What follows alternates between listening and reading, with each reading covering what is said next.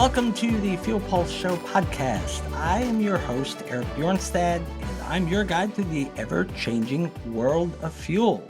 The Fuel Pulse Show podcast is for anyone who has fuel, manages fuel, or who has things that use fuel. And we mean whether that's at work or at home, which means since that covers just about everybody, the Fuel Pulse Show podcast is for everyone. So this is part two of a discussion that we started last time where we were talking about this concept of something that is in today's gasolines that is a marked difference from the gasolines that were available in the 60s and the 70s and for much of the 80s actually, and that is these things called oxygenates that are in gasoline. And so we talked about the fact that the air quality in the United States in urban areas like LA used to be really, really bad. And so they started making requirements to try and rein this problem in. And by they, we're talking about both the federal government started issuing requirements to try and clean things up. And then also different states like Colorado or California also did their own thing. And one of the things that all of these groups settled on was the fact that if you mix in a compound that has a high oxygen content, what they call an oxygenate, if you mix that into fuel and you raise the oxygen content of the total oxygen content of that gasoline, it's actually going to burn cleaner, it's going to burn more completely, and the emissions that you get from that are going to be a lot better. And so that is one substantial way that you're going to be able to help with this air pollution problem.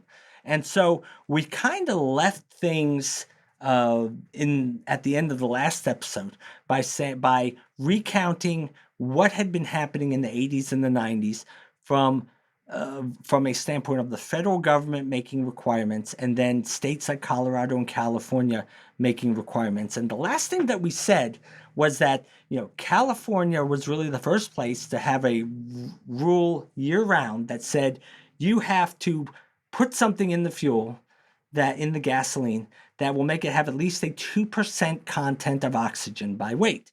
But what California did not do is say what you had to put in there. They essentially left that up to the discretion of people like the refiners. And so the question that we left hanging that we're going to pick up on today is if they have their choice of a number of different things that they could put into gasoline to raise the oxygen content up to the required level, what are going to be some of the things they're going to look at when making their decision? So if you were in the position of a state entity, a state decision-making entity, and you're having to make a decision on what to put into the gasoline, what factors would drive your choice? If you could choose whatever you wanted, as long as it helped you get there, get to the right place. Well, the first thing that you would look at really is cost. Whatever you put in there, because everyone is so cost sensitive, because the entire fuels picture is really, really sensitive to fluctuations in cost. Whatever you put in there has to be cost effective. It can't add a substantial amount to the overall cost of the fuel. Because it doesn't matter if you have something that's the most environmentally friendly thing anyone's ever seen in the entire world, if it costs you $5 a gallon to use. So whatever you look, the first thing you're going to look at, it's got to be cost effective or inexpensive, if you want to put it that way. Second thing is that you have to be able to handle it. And what we mean by that is you're going to be working on really, really large scale with this. And you're going to have to produce millions of gallons of it, and you're going to have to be able to handle and blend in millions of gallons of it into millions or billions of gallons of gasoline. And so it needs to be safe to handle, needs to be easy to handle. right? You also need to be able to transport it easily, because these kinds of things, whether you're talking about MTBE, whether you're talking about ethanol, those kinds of things their production tends to be concentrated in certain areas of the country. And then you have to take the MTBE or the ethanol, and you have to transport it out to everywhere else in the country. And so you have to be able to transport it easily. You have to be able to transport it cost effectively, since you're going to have to use it all around the country. So cost, handling, and transportation are three of the big considerations. And so when people were making this decision of what the best one to use was, they eventually settled on two big candidates. And really, one of them was the first one that people looked at. And that is the thing that we have referenced before called MTBE. MTBE is an ether. Methyl tert butyl ether is the chemical name, hence why it's easier to refer to it by its acronym, MTBE. So January 1st, 1995 is a very important date. And it's a very important date because January 1st, 1995 is the date that the federal government officially implemented that thing we mentioned last episode, which was the national requirement that the 9 areas of the country with the worst ozone pollution had to use oxygenated gasoline. And so, like we said, there were 2 oxygenates that those areas and then other people around the country tended to look at. And MTBE is really the one that first won out. And the reason it won out over ethanol was it was cheaper than ethanol, and it was easier to blend in. Essentially, they said it had more favorable blending properties. And things really just kind of took off from there.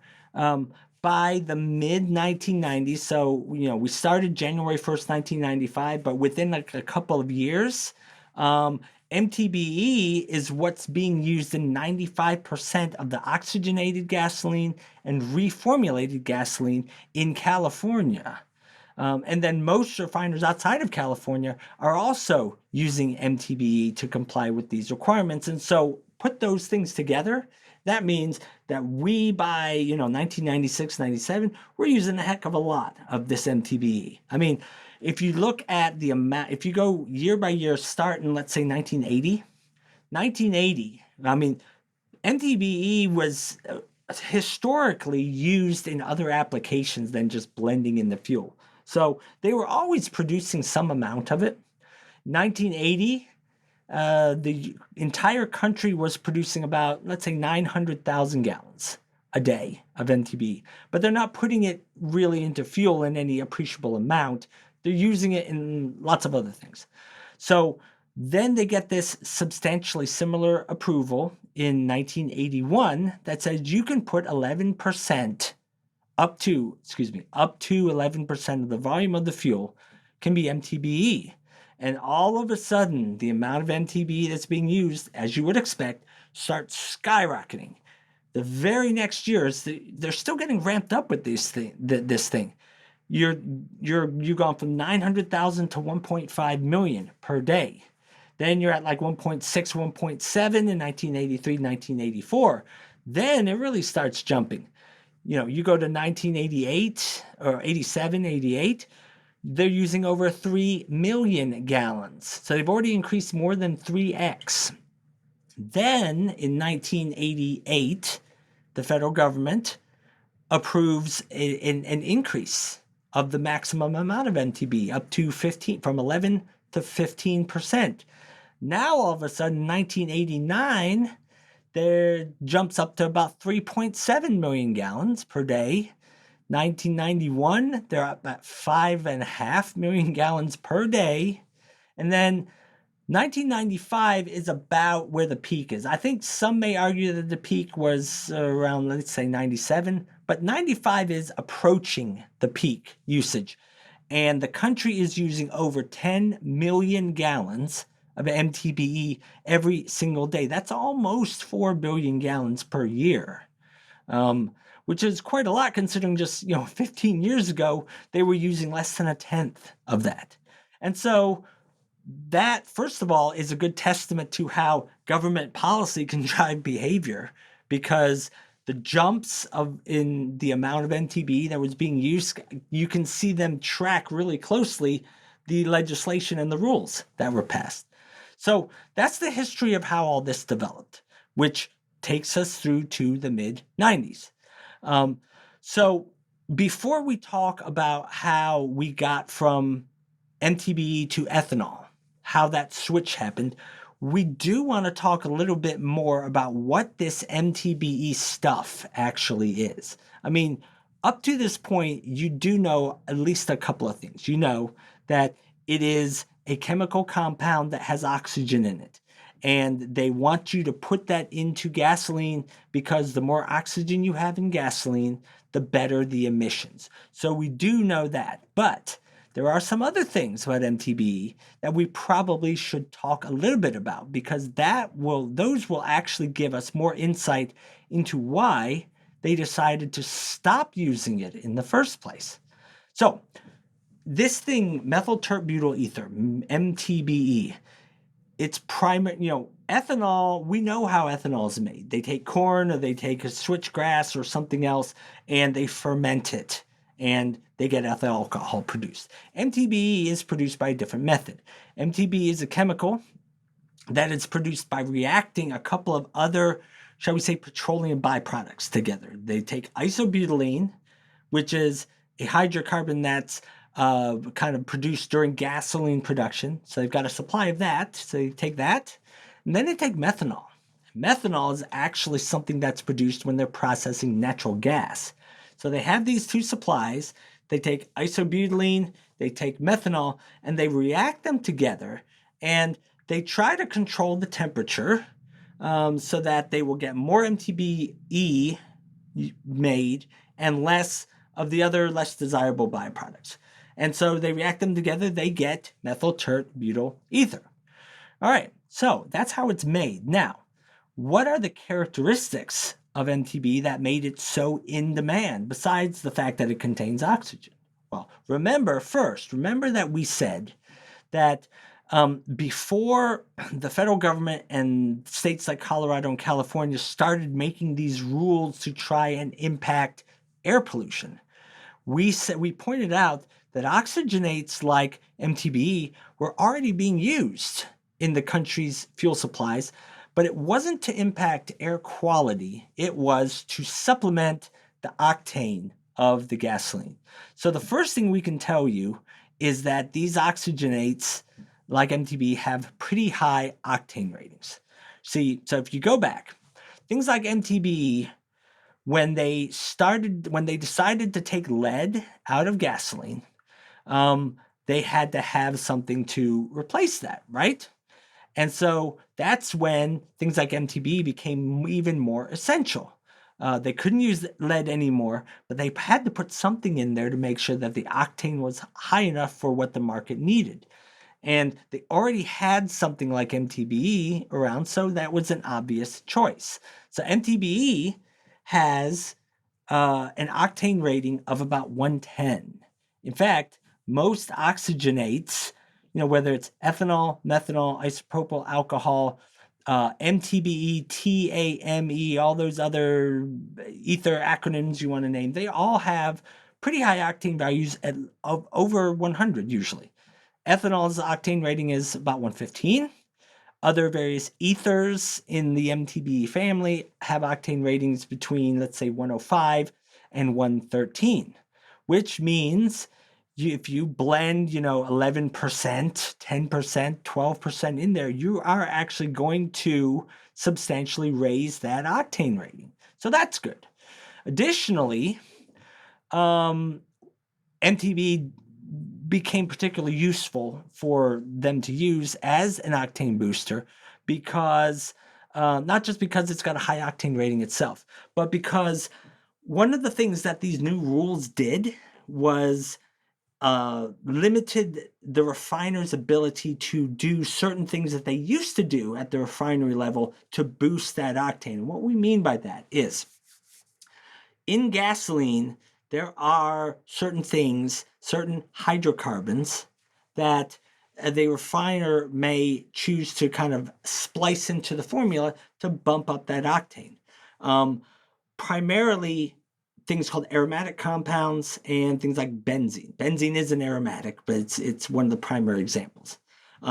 Historically, the refiners would mix in a certain percentage of aromatics and a certain percentage of benzene to try and bump up that octane value. But one thing that they found was aromatic compounds in gasoline and also in diesel fuel are not good for the air. They contribute to making, shall we say, poor air quality emissions. And so one of the things they told refiners was you have to lower the amount of those kinds of things that you can put into fuel. So levels of aromatics, levels of benzene had to be reduced. And so that created even more impetus for the refiners to lean more heavily on oxygenates like MTBE to help them meet these octane requirements that the market needed. So high octane is good point number one for MTBE. Another factor that made MTBE useful is that it helped with gasoline distillation temperature. So now we're going to get into a little bit of chemistry here, but we'll try not to make it we will try not to make it too complicated. So blending MTBE into gasoline made it easier for refiners to meet distillation temperature requirements for the reformulated gasoline that they were required to make. And that's because MTBE has a relatively low boiling point. And so when you blend 11%, 12 or 15% MTBE into gasoline, it actually depresses the distillation temperature of the gasoline. Now, at this point, you're probably saying, I don't know why that's important. Well, let's talk about why it's important. So first of all, this distillation test. A lot of us have at least a cursory familiarity with what distillation is because we know that's how they make, whiskey, whatever. The distillation test is a test that they can run on hydrocarbons that basically you take a sample volume of a hydrocarbon, you heat it up. As you heat it up, it will start to vaporize, it will start to evaporate. And so one of the things that the distillation test is looking for is it's tracking the temperature as you're heating it up, and it's tracking the temperature as it's evaporating.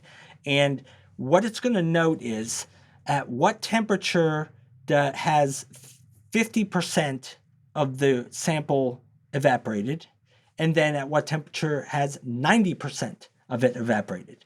And those temperatures are a unique characteristic of each kind of compound. The distillation temperatures for gasoline are going to be different than the distillation temperature for methanol, which is going to be different from the distillation temperature for isopropyl alcohol or something else. It's one of each chemical or each compound's defining characteristics are what those T50 and T90 temperatures are. So if you blend 11% MTBE into gasoline, it actually reduces the gasoline's T50 temperature by 10 to 20 degrees Fahrenheit. And it depresses the T90 temperature by about 5 degrees. Now, why does this matter? Why did they care? Well, because the higher those temperatures are, the more harmful emissions the gasoline makes when it's burned in an engine. So you can blend MTBE in there and lower it by a certain amount. It helps to make the gasoline more environmentally friendly, even beyond the effect that adding that extra oxygen provides. So that's a second reason why they were happy to be blending MTBE into it. Third thing is that it's easy to blend in there. It has what they call favorable blending characteristics. So it disperses easily in the gasoline, which is important. It also readily mixes and doesn't conflict with other gasoline components that might be in there, which is also important. And MTBE can be readily transported through the existing gasoline distribution system. And that's really important too, because if you remember, we said you have to have a way to be able to get it transported on a large scale from where it's produced to the areas of country, basically all of the areas of the country, if you're going to use it nationally, that need to use it. And so it helps that you can put it into the existing gasoline distribution pipeline system and transport it pretty easily. So all of those considerations meant that MTBE became really popular to use in the country's gasoline supply. And so that is where we are when we're up to the point of the mid 1990s. The country has been taking substantive steps to get a handle on air quality problems. Some of those steps or some of those actions have been driven by states, but the federal government has these broad rules that fill in the gaps, so to speak, that everything else falls under, comes up underneath that umbrella. And the marketplace has come up with what seems to be a workable thing to help them do what they need to do to comply with all these rules. So it seems like everyone has a good handle on this situation, except not everything is as good as it seems. By the mid 1990s, people are starting to recognize either some existing problems or the potential for some problems that may be starting to rear their heads. And those problems are ultimately going to force those people to make some hard decisions. So let's talk about that, because now this is the point where, after talking about why MTBE became so popular to use, now we have to start talking about why we don't use it anymore. So anytime you have something like this being used, something like MTBE being used on so widely, on such a broad level, there are going to be people on the outside kind of observing this who are going to be looking at it and kind of saying like, I wonder if that's good for my kid's health. I wonder if it's, what effect is that going to have on the environment? There's always going to be people who are going to ask those kinds of questions. And so naturally, they started asking that about MTBE.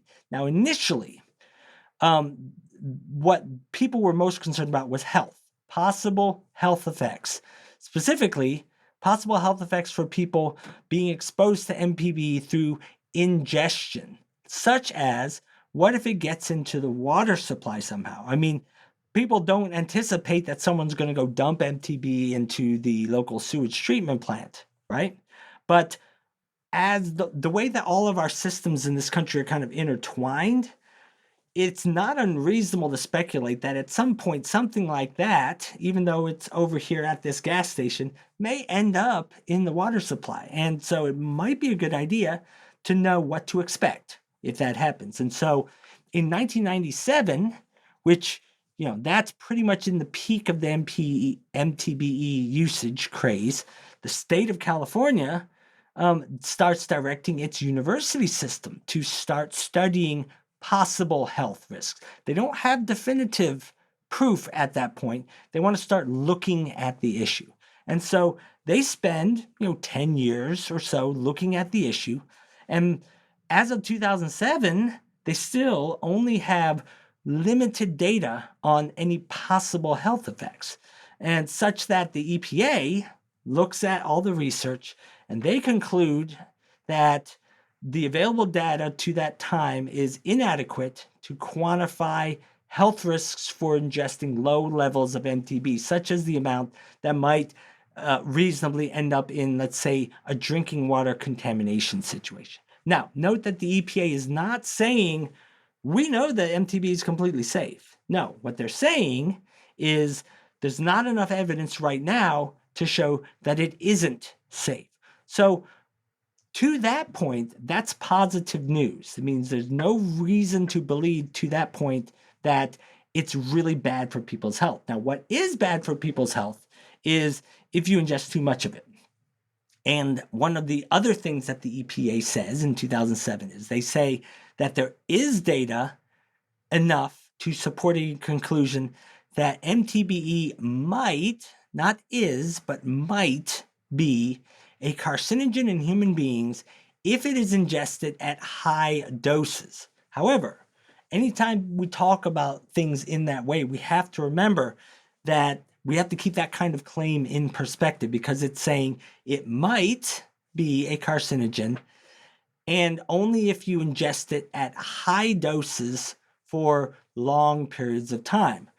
And so, there are lots of things in life that can cause cancer or contribute to causing cancer if we're exposed to them at high enough levels for a long enough period of time. But anyway, that was the point that they had reached as far as the health issue. So far, it's relatively good news for MTBE, but that is where the good news ends, because they start noticing environmental problems, and this is where it starts getting really hairy. So they start getting problems where you have all these underground storage tanks. Almost every gas station that you go to has multiple underground storage tanks. That's where they put their gasoline. That's where they put their diesel.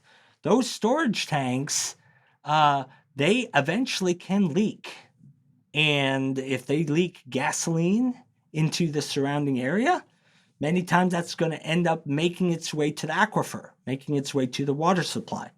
And that's what they started finding.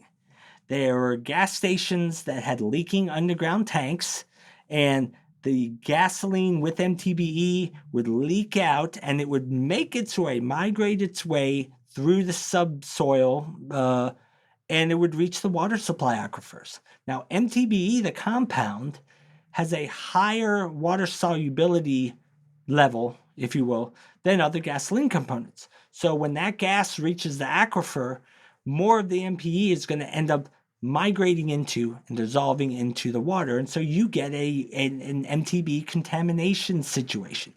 Now, this is bad for at least one big reason. I mean, the EPA said there's not sufficient evidence to think that if that happened, the little amount that of MTBE that would be in that water would cause people to start getting cancer. But there's something else that MTBE does, which is not good. And that is that MTBE makes water taste really bad, and it doesn't take very much at all to do that.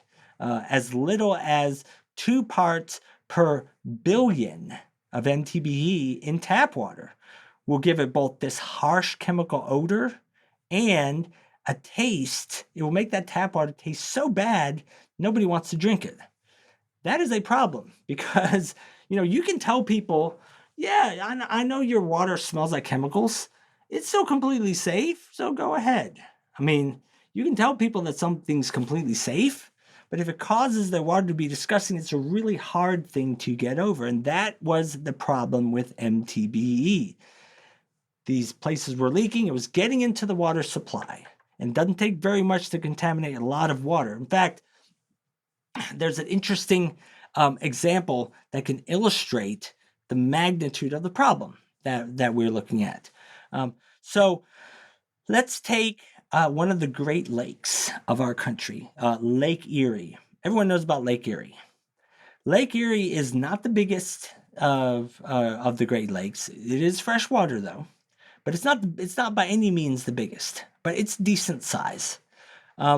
How much? If you were to ask how much water is in Lake Erie, we could name off, there's X trillions of gallons or whatever.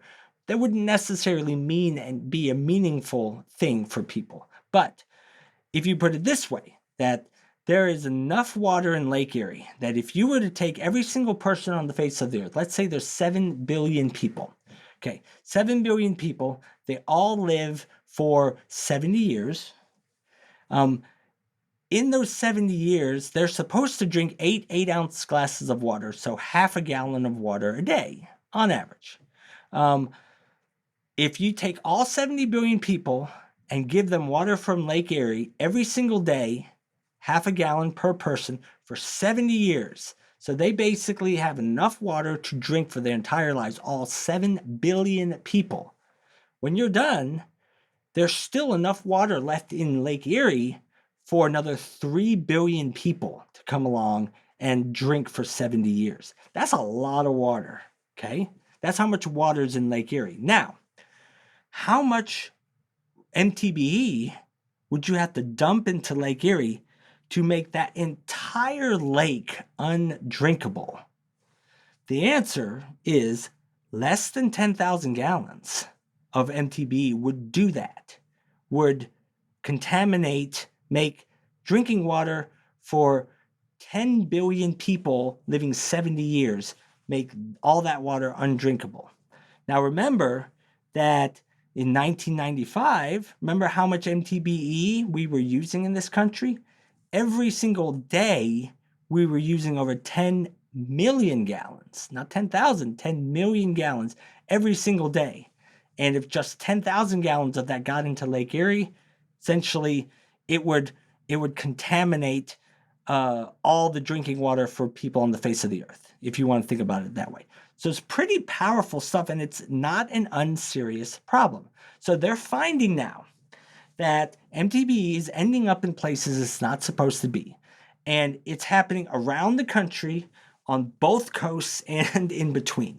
And there are a few high-profile examples that start to emerge that really kicked off souring MTBE's reputation and turning people against it. So a couple of those are in Maryland. So you've got Harford County, Maryland, 2004 and 2005. They start finding MTBE levels turning up in wells. Those wells, water wells, all happen to be located in the proximity of some different filling stations. And what they found is some of their stations, in places like Falston, had underground tanks that were leaking MTBE-laden gasoline into the water supply. So they closed those stations. They actually banned building any new stations in the county for like 6 months. And that's the thing that really starts getting the state of Maryland thinking about, maybe this isn't something that's good to be allowed to have in our gasoline. Go to the following year, 2006, still in Maryland. You have Jacksonville, Maryland. There's an ExxonMobil gas station, has a leaking underground tank that leaks for about a month, goes undetected for about a month, ends up leaking about 25,000 gallons of gas that has MTBE in it, of course. MTBE ends up in the area wells at dangerously high levels. What happens? The residents can't drink the water. They can't really use it for anything. They have to use bottled water. Home values actually in the entire area start dropping. And Exxon, of course, gets sued. A jury awards the area residents about $150 million in damages, in addition to the costs that Exxon has to undertake to clean up that mess. But before these incidents in Maryland, there was Santa Monica, California. This was happening this was really the first really significant thing that was happening. And it started happening in the 1990s. They started finding, first in Santa Monica area, and then when they expand their look, they start seeing all around the country tens of thousands of contaminated water wells all around the country. Now, the problem they have at this point, in terms of defining how big of a problem this is the EPA hadn't yet considered or figured out what a safe maximum contamination level was. So someone could say, yeah, we pulled water samples from this well over in Lincoln, Nebraska, and the water contains 100 parts per billion of MTBE. Nobody could say, oh my gosh, that's going to kill someone. They don't know what a safe contamination level is. So eventually, Chevron and BP both have to settle with Santa Monica for something like $400 million in damages. But you have these cases that are cropping up all around the country where MTBE is getting into the water supply and people don't like it. And so by the year 2000, Remember, by the year 2000, that's 4 years before the Maryland incidents. The EPA is already starting to draft plans on how to start phasing it out of the nation's gasoline supplies. And those kinds of things never happen very quickly. It takes a number of years for this to kick off. But eventually, 2002, some of the dominoes start to fall. 2002, California bans MTBE from its gasoline. And then 2 years later, 2004, so 2002, California, 2004, New York says, yeah, we're with California. We don't want you to put in the gas anymore. And those are the two really big dominoes, because between California and New York together, that's about 40% of the nation's MTBE use right there. And so, fast forward another 3 years or so, by 2007, about half the states in the union, 25 states, had either complete or partial bans on MTBE. Now, the flip side to that is that by 2007, there were still 25 states that did allow it in its fuel. But partly because of the actions of California and New York and Maryland and some other states. So partly because of the actions of those states, and partly because of other things going on the national level. What happened is the oxygenate picture for our gasoline supply started to shift. So if you were to tell people today that MTBE isn't banned in all 50 states, let's say, and I don't have the exact figure right now, but let's say for arguments that there are 10 states in the contiguous United States where MTBE is allowed to be put in gasoline.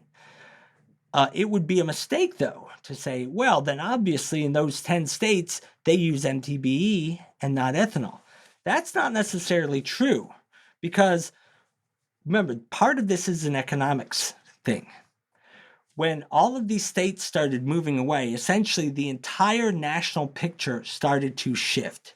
And so you got these situations going on where everyone starts changing to a different oxygenate. And so there are 10 states that say you can use MTBE if you want. You don't have to. You have to use something. And so what ended up happening is that even if people in any state you want to name could still use MTBE, everyone stopped using it, because the economics and other considerations made it such that they all moved on to something else. Now, what do you think they moved on to? Well, you probably already know the answer to that, but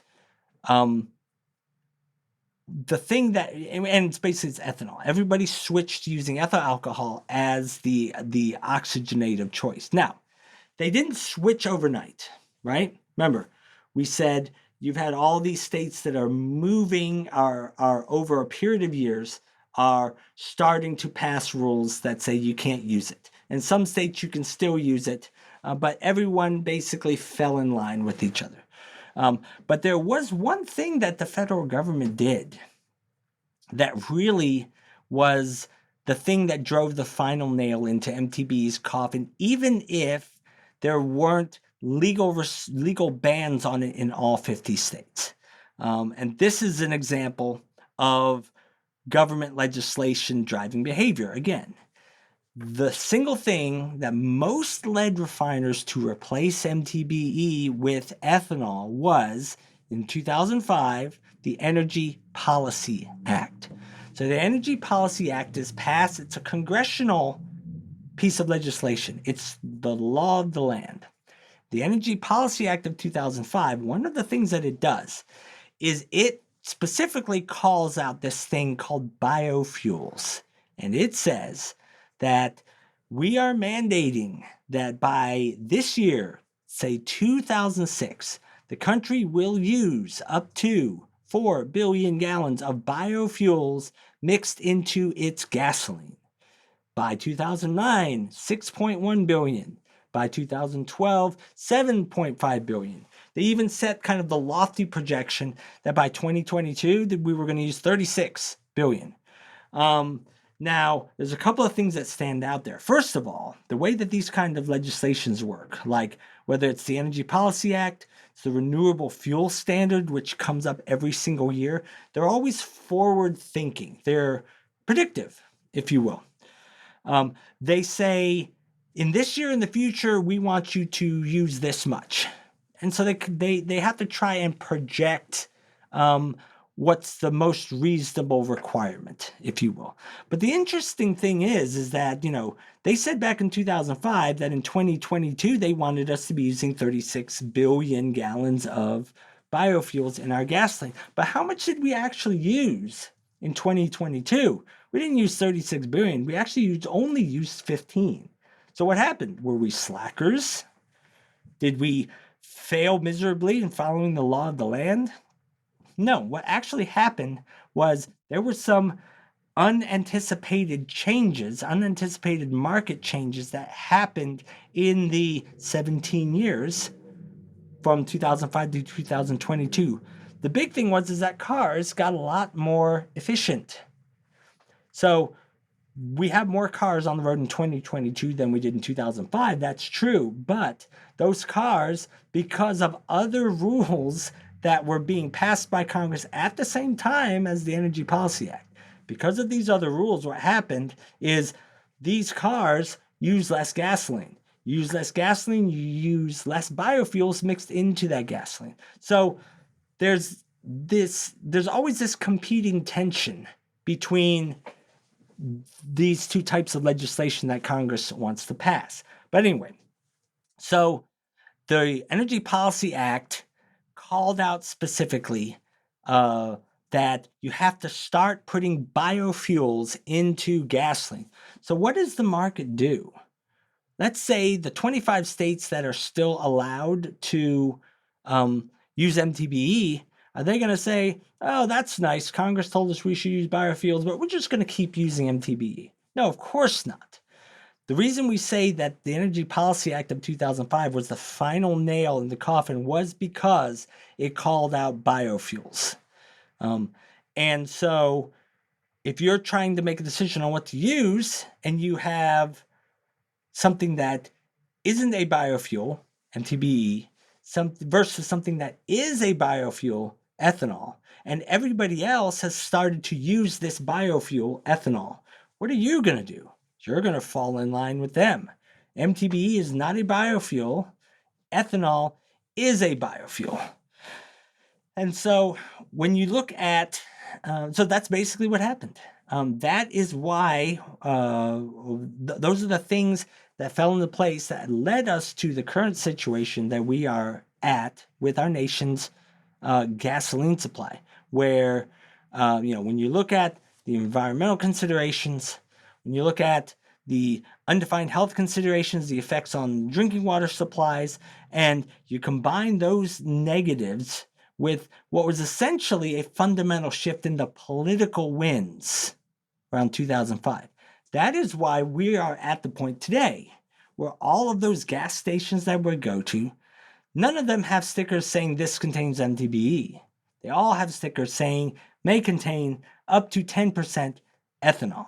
So hopefully now we all better understand all the considerations that went into play that have brought us to the situation that we are in today. So I hope that you at least understand that a little bit better. And that is going to do it for this show. So we have talked about MTBE and ethanol. Hopefully we all have a better understanding of the issue. And that is going to do it for today's episode of the Fuel Pulse Show podcast. If you have not already subscribed and you want to subscribe to this podcast on Stitcher or iTunes or wherever else you get your podcast, we would certainly appreciate it. We would also appreciate it not only if you would tell your friends, but also if you would go on your preferred podcast platform. If you have not done so already, positive ratings really help us get the word out. They really help people find us. So if you haven't rated us already, we'd appreciate if you could do that. So anyway, that's it for today. I am Eric Bjornstad, your host, and I will see you next time for the next episode of the Fuel Pulse Show podcast.